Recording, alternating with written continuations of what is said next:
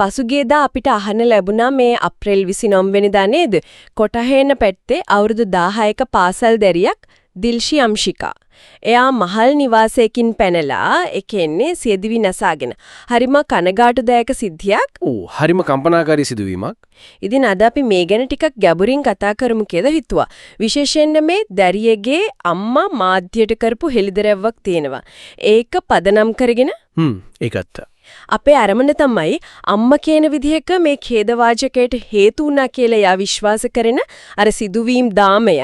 ඒ කියන්නේ අර ලිංගික අපයෝජනයක ඉඳලා ඊට පස්සේ යාට මුහුණ දෙන්න වුණු ඉනින්දා අපහාස සමාජයෙන් කොන්වීම මේ ඔක්කොම ටිකක් තේරුම් ගන්න උත්සාහ කරන එක. ඇත්තන්ම මේ අම්මගේ කතාව අහගෙන ඉන්නකොට ඇත්තටම හිතට ලොකු වේදනාවක් දැනෙනවා. යා විස්තර කරන විදිහට මේ හැමදේම පටන් අරන් තින්නේ දුවමිට කලින් ඉගෙනගත්ත ඉස්කෝලේදී. බම්බලපිටියේ රාමනාදන් හින්දු බාලිකා විද්‍යාලයේදී. එහෙ ගුරුවරියෙක් අතින් ලිංගික අතවරකට ලක්වීමත් එක්ක. ඔව්. අම්මා කියනවා වෛද්‍ය පරීක්ෂණයකින් මේක තහවුරු වෙලා. ડોක්ටර්ම තමයිලු පොලිසියට දෙනුම් දීලා තියෙන්නේ. අර සැකකාර ගුරුවරයාව අත්අඩංගුවට අරගෙන ඒත් පස්සේ අපමත නිදහස් වෙලා. ඔව්. අම්මා කියන විදිහට එයාට ඒ වෙලාවේ දරුවෝගේ ආරක්ෂාව ගැන හිතලා අර නීතිමය පැත්තගෙන ඉච්චර දුර යන්න අමාරු වෙලා තිනවා. ඒකත් එක්තරා පීඩනයක් වෙන්නද නේද? අනිවාර්යෙන්ම. ඒක හරිම සංකීර්ණ තත්ත්වයක් නේ. එක පැත්තකින් මේ මුල් සිද්ධියෙන් වුණු කම්පනය, අනිත් පැත්තෙන් මේ නීතිමය ක්‍රියාමාර්ග වලට යන එකේ බර, දරුවට තවත් කරදර වෙයි කියන බය මේ ඔක්කොම එක අම්මා කෙනෙක්ට දරා ගන්න ලේසි නෑ. හරි. ඒත් මේ කතාවේ මේකේ බරපතලම තැන තව ඉස්සරහට එනවා. මොකද දරුවව වෙන ඉස්කෝලේකට මාරු කරාට පස්සෙත් මේ ප්‍රශ්නේ යාව අතෑරලා නැහැ. වෙන විදියකින් ආයෙත් ඇවිල්ලා. ඒක තමයි මේකේ තියෙන අනේමන්දා හරිම කනගාටුදායකම කොටස. ඉස්කෝලේ මාරු කරාට පස්සේ කොටහේන පැත්ත තිබුණලු රාජේශ්වරී කියලා ටියුෂන් පන්තියක්.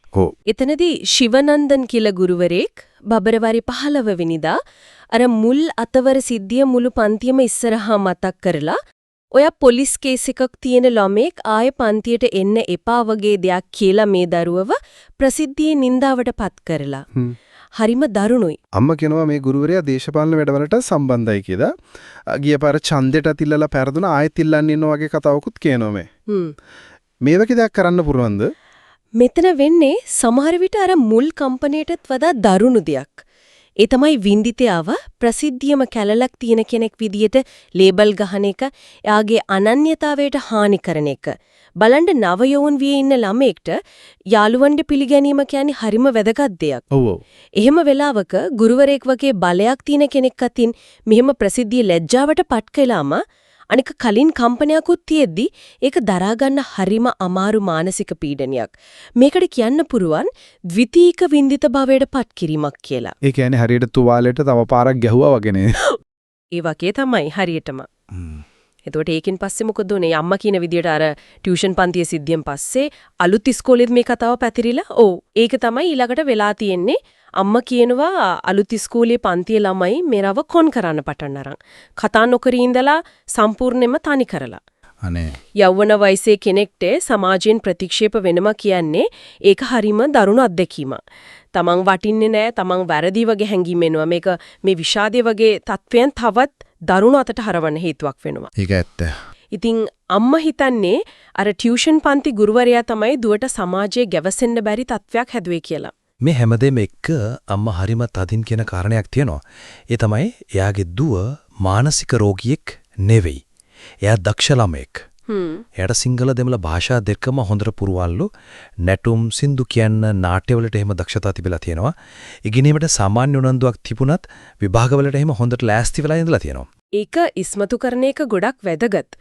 මොකද ගොඩක් වෙලාවට සමාජයේ තියෙනෝනේ ප්‍රවණතාවයක් මෙහෙම කම්පනකාරී දේව වලට මුහුණ දීපු අයව විශේෂයෙන්ම සීදිවි නසා ගැනීමක් වගේ දෙයක් වුණාම සරලව මානසික ලෙඩෙක් කියලා ලේබල් ගහන්න. ඕ.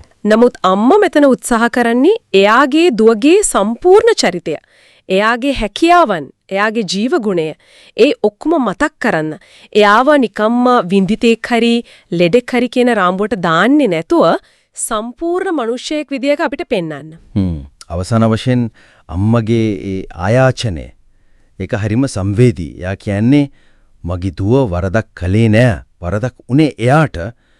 ඒත් සමාජයේ යාව වැරදිකාරියක් කළා කියලා. ඒක තමයි. මේ අසාධාරණය මේ වේදනාව දරාගන්න බැරිව තමයි එයා මේ මේ දේ කරගත්තේ කියලා අම්මා විශ්වාස කරනවා. එයා ඉල්ලන්නේ දුවට යුක්තිය ඉටු වෙන්න ඕන කියලයි. ආයෙත් මේ වගේ දෙයක් වෙන දරුවෙක්ට වෙන්න එපා කියලයි.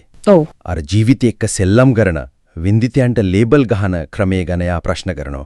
ඔව්. මේ අම්මගේ මුළු කතාවම දිහා බැලුවම අපිට පේනවා මේක නිකම්ම එක සිදුවීමක් නෙවෙයි. එහෙම නැත්නම් නිකම්ම සියදිවි නසා ගැනීමකුත් නෙවෙයි මේක. අර ලිංගික අපයෝජනයෙන් පටන් අරගෙන ප්‍රසිද්ධියේ හුණු නින්දාව ඊට පස්සේ සමාජයෙන් කොන්වීම මේ ඔක්කොම එකතු වෙලා දරා ගන්න බැරි මානසික පීඩනයකින් කෙලවර වුණු සිදුවීම් දාමයක්. මෙතනදී අර වින්දිතයාටම දොස් පැවරීමේ victim blaming ගැඹුරු ප්‍රශ්නය හොඳටම පේනවා.